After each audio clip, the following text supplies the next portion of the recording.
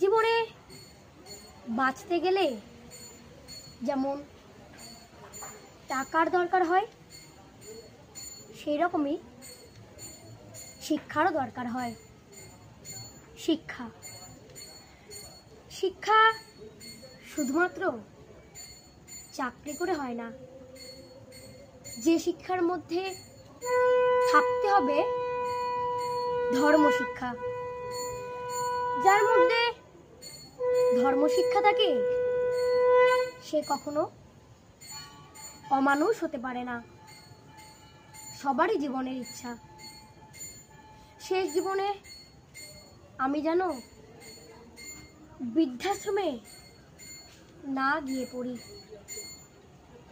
যার মধ্যে ধর্মশিক্ষা থাকে সে কখনো পিতামাতাকে বৃদ্ধাশ্রমে পাঠিয়ে দিয়ে আসবে না।